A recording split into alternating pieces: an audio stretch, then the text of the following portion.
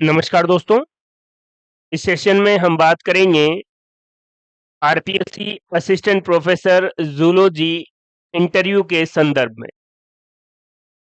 साथियों, इससे पहले मैंने आपको 2 वीडियो अच्छे से एक्सप्लेन कर दिए हैं। इंटरव्यू के लिए आपकी बेसिक जानकारी, उसके बाद जूलॉजी या प्राणी शास्त्र विषय से संबंध में कौन-कौन से टॉपिक आपको तैयार करने हैं। और इसी सीरीज में हम आगे बात करेंगे और इस वीडियो या इस सेशन में भी हम हमारे पेपर फर्स्ट से संबंधित कुछ ऐसे टॉपिक्स के बारे में बात करेंगे जिनसे इंटरव्यू में सवाल पूछे जा सकते हैं। मैं आपको फिर से क्लियरिटी के साथ बता दूं, ये सारे टॉपिक्स सभी साथियों के द्वारा और एनालिसिस करके ही मैं आपको बता रहा हूं।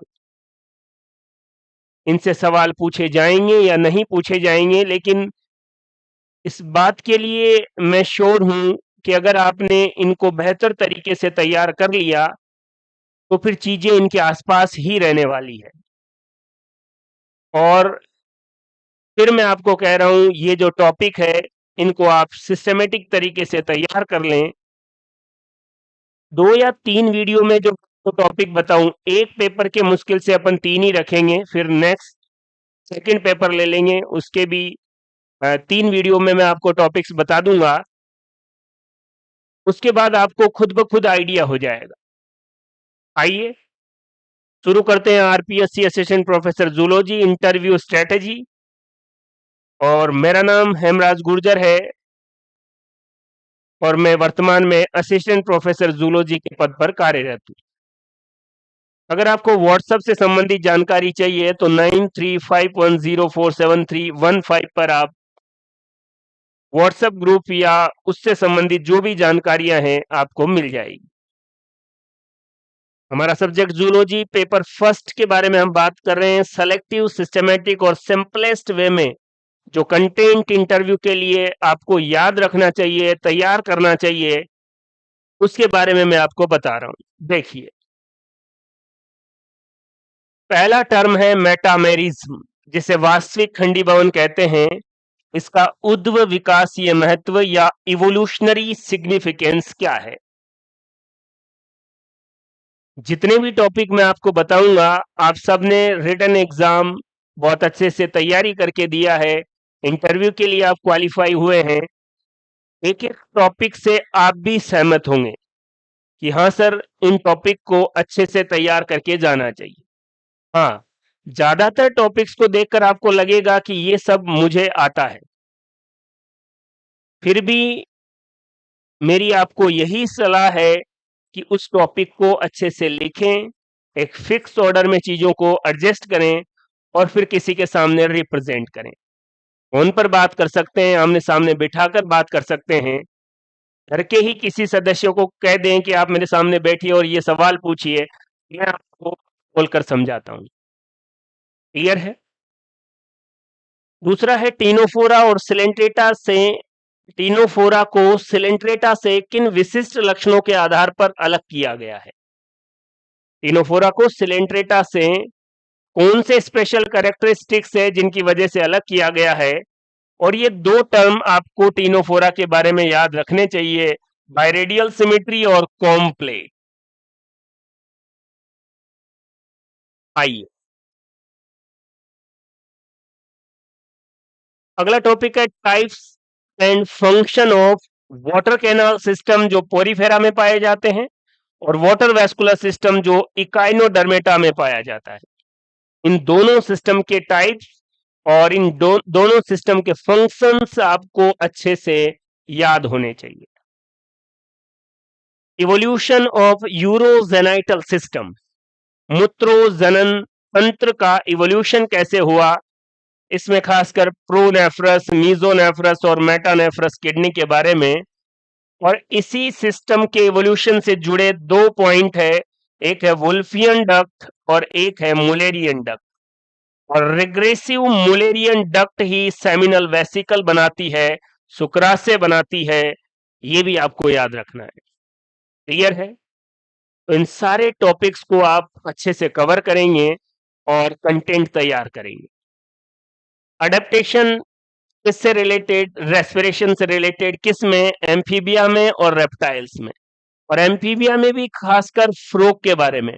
और आपने सुना भी है, पढ़ा भी है, टेडपोल और टेडपोल से मेटामॉर्फोसिस के बाद जब एडल्ट बनता है तो रेस्पिरेटरी सिस्टम में जो बदलाव हुए हैं उस संदर्भ में आपको क्लियरिटी के साथ जानकारी होनी चाहिए। एक्स्ट्रा एम्ब्रियोनिक मेम्ब्रेन, चिक एम्ब्रियो। चिक एम्ब्रियो में जो एक्स्ट्रा एम्ब्रियोनिक मेम्ब्रेन है, एमनियोन, कोरियोन, यॉक सेक, एलेंटॉइज, इनके फंक्शंस और कंपोनेंट्स की ये कौन कौन सी लेयर से मिलकर बनी हुई है, क्लियर है? देख लीजिए। आइए, सिग्निफिकेंस ऑफ मियोसिस। मियोसिस का महत्व किस में? गैमेटोजेनेसिस या युग्मक जनन में। जब गैमीट का फॉर्मेशन होता है उस समय मियोसिस का क्या महत्व है? और मियोसिस, प्रोफेज फर्स्ट, पैकिटीन, वैसे आपको सारी स्टेज याद होनी चाहिए प्रोफेज फर्स्ट की। और इसी में होता है कौन? Crossing over. और क्या है क्रॉसिंग ओवर? और जब क्रॉसिंग ओवर आ जाएगा तो उसका अपोजिट लिंकेज, क्या रिलेशन है, चीजें बहुत सारी आपस में कनेक्ट हो जाएगी। लेकिन फिलहाल के लिए आप इस कंटेंट को अच्छे से तैयार रखें। एक्स लिंक्ड रिसेसिव डिजीज है जिसमें कलर ब्लाइंडनेस और हीमोफीलिया है। और हीमोफीलिया कौन से क्लोटिंग फैक्टर की वजह से होता है? और ये क्लोटिंग फॉर्म जो फैक्टर्स है इनके निर्माण में कौन से विटामिन की आवश्यकता होती है? और इनके निर्माण में कौन सा शरीर का अंग भाग लेता है? ये सारी जानकारी भी आपको होनी चाहिए। क्लियर है? देख लीजिए। तो चीजें जब नेक्स्ट वीडियो हम पेपर फर्स्ट के बारे में ही बात करेंगे और उससे जुड़े कुछ टॉपिक आपको बताएंगे तो फिर पेपर फर्स्ट में ऐसे कोई भी जनरल टॉपिक नहीं बचेंगे जो आपसे सामान्य बातचीत में पूछे जाएं और आप उसको नहीं बता पाए।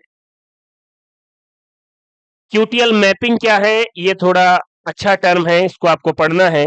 और इस क्यूटीएल मैपिंग का पॉलीजेनिक इनहेरिटेंस के अध्ययन में ये कैसे सहायक है, ये सीधा क्वेश्चन पूछा गया है, तो ये आपको अच्छे से याद रखना है। स्पेशिएशन में दो, एलोपेट्रिक और सिंपेट्रिक।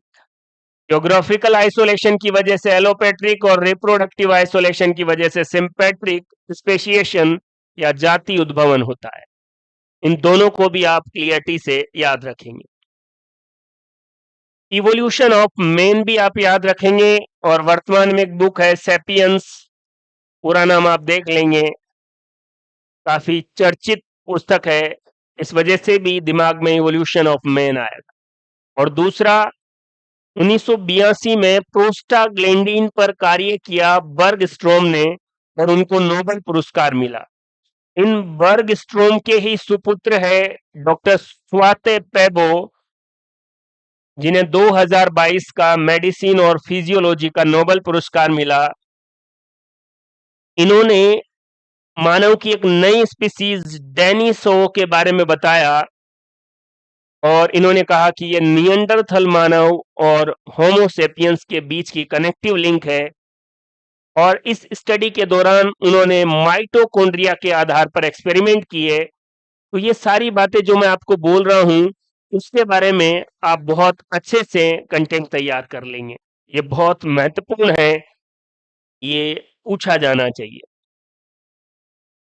इथोलॉजी में इनेट और लर्न बिहेवियर के बीच में आपको अंतर उदाहरण सहित, एग्जाम्पल सहित बताना है। नेक्स्ट है बायोलॉजिकल क्लॉक क्या है? बायोलॉजिकल क्लॉक का एनिमल बिहेवियर से क्या रिलेशन है? और एक टर्म और है सर्केडियन रिदम। इन तीनों टॉपिक का आपस में क्या रिलेशन है ये आपको अच्छे से देखना है और क्लियरिटी के साथ आपको एक्सप्लेन करना आना चाहिए कि सर्केडियन रिदम क्या है और इसका कोई आपसे एग्जाम्पल पूछ ले कि बता सकें। सोशल कम्युनिकेशन में फिरोमोन्स की क्या भूमिका है और खासकर आपको इंसेक्ट से संबंध में कंटेंट तैयार रखना है। Evolutionary advantage of aggressive behaviour. अगर किसी जीव का अग्रेसिव बिहेवियर है तो उसका इवोल्यूशनरी एडवांटेज क्या है? अगर वो गुस्सैल प्रकृति का है तो उसको टेरिटरी आसानी से मिल जाएगी। इवोल्यूशनरी एडवांटेजेस है इसके। तो ये जब सामान्य बातचीत होती है तो इस तरीके के क्वेश्चंस अपने आप आ जाते हैं कि अगर किसी का अग्रेसिव बिहेवियर है तो उसका इवोल्यूशनरी एडवांटेज क्या है, तो इसको भी आप अच्छे से तैयार कर लेंगे। पेरेंटल इन्वेस्टमेंट, पैतृक निवेश और प्रजनन सफलता, रिप्रोडक्टिव सक्सेस में क्या संबंध है, इस टॉपिक को भी आप तैयार करेंगे। नेक्स्ट है, डोमेस्टिकेशन ने पशुओं या जीवों के व्यवहार को कैसे प्रभावित किया है? पशुपालन बोल सकते हैं, घरेलूकरण बोल सकते हैं, डोमेस्टिकेशन बोल सकते हैं। इस वजह से एनिमल के बिहेवियर में क्या इफेक्ट या क्या प्रभाव हुए हैं, इसके बारे में आपको कुछ पॉइंट्स तैयार करने। ये सामान्य चीजें हैं जो इंटरव्यू में आपसे पूछी जा सकती है। बाकी जो चीजें हैं, एक एक कॉन्सेप्ट, एक एक फैक्ट्स, कौन सा एंजाइम, क्या रिएक्शन, वो सारी आपने अच्छे से पढ़ ली है, तभी आप इंटरव्यू के लिए क्वालिफाई हुए। मैं आपको फिर कह देता हूं, इंटरव्यू केवल सामान्य बातचीत होगी जिसमें मेंबर आपसे जनरल बात करेगा और दोनों एक्सपर्ट या तो उनका खुद जिस फील्ड से रिलेटेड है उससे बात करेंगे या आपने जो टॉपिक बोर्ड पर पढ़ाया है उससे संबंधित बात करेंगे। लेकिन कुछ भी हो, पेपर फर्स्ट से आसपास जो कंटेंट होगा, ये जो हम आपको एनालिसिस करके संकलन करके चीजें दे रहे हैं, अगर आपने इनको बहुत अच्छे से तैयार कर लिया, मान लीजिए मैंने एक वीडियो आपको बताया, मुश्किल से आपको 2-3 घंटे में सारा कंटेंट तैयार कर सकते हैं।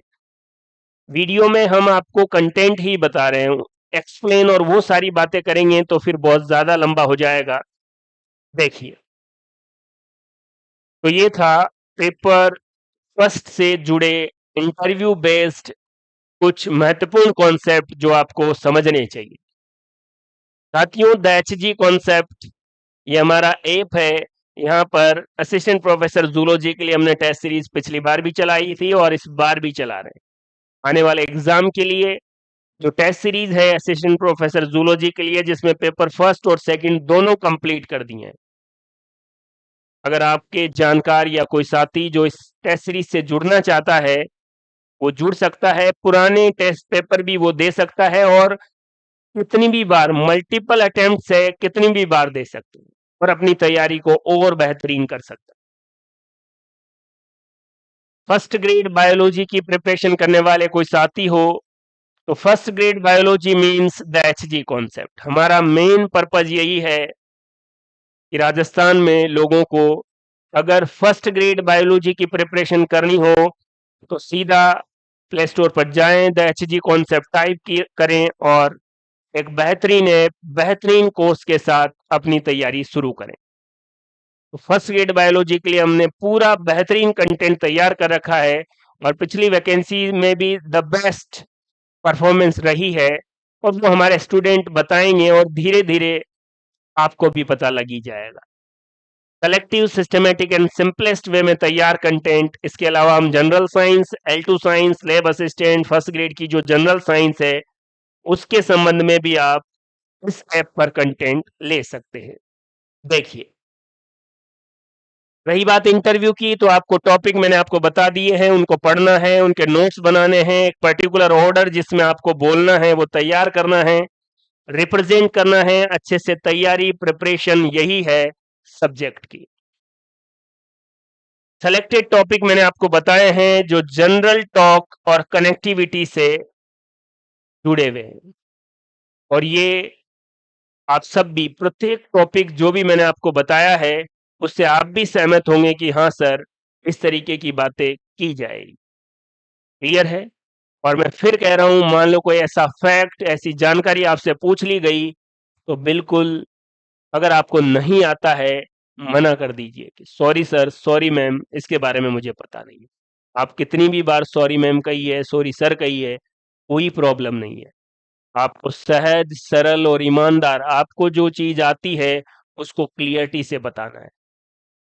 लेकिन मैक्सिमम साथियों के द्वारा यही बताया गया है कि हमें ऐसा लगता है टॉपिक देखकर कि हाँ, फेरोमोन्स के बारे में और इनका सोशल बिहेवियर में क्या है ये तो मैं जानता हूँ, लेकिन जब बोलना होता है, सही से एक्सप्लेन करना होता है और वो भी उन लोगों के सामने, फिर आप गड़बड़ा जाते हैं, वही नहीं करना है। तो ये जो हमने वीडियो की सीरीज चलाई है, इसके पीछे रीजन यही है। हमारे पास कोई ऐसा नहीं है कि हमें ये सारे क्वेश्चंस यही आपसे पूछा जाएगा। पता लगा एक भी टॉपिक या क्वेश्चंस इनमें से आपसे नहीं पूछा गया, लेकिन अगर आपने इनको तैयार कर लिया तो जो भी आपसे पूछा जाएगा आप बड़े कॉन्फिडेंस के साथ जवाब देंगे, इस बात की श्योरिटी है। इसलिए आप अगर इंटरव्यू की द बेस्ट तैयारी करना चाहते हैं और सब्जेक्ट को लेकर कोई कंफ्यूजन नहीं, तो आप ये जो सीरीज हमने चला रखी है वीडियो की, इसको आराम से देखें, इससे रिलेटेड टॉपिक अपना कंटेंट बनाएं, एक फिक्स ऑर्डर में चीजों को अरेंज करें, किसी के सामने पे रिप्रेजेंट करें। नहीं करेंगे, अपने आप आत्ममुग्धता में आप रहिए कि मुझे पता है, और जब इंटरव्यू होगा बाहर आके आपको लगेगा कि मैं सही से एक्सप्लेन नहीं कर पाया। इसलिए इंटरव्यू से पहले ही बेस्ट तैयारी कीजिए। मुझे आशा है ये वीडियो सीरीज आपको अच्छी लगेगी, कि ये फायदेमंद होगी और आप इसको ज़्यादा से ज़्यादा लोगों को शेयर करेंगे। थैंक यू, धन्यवाद।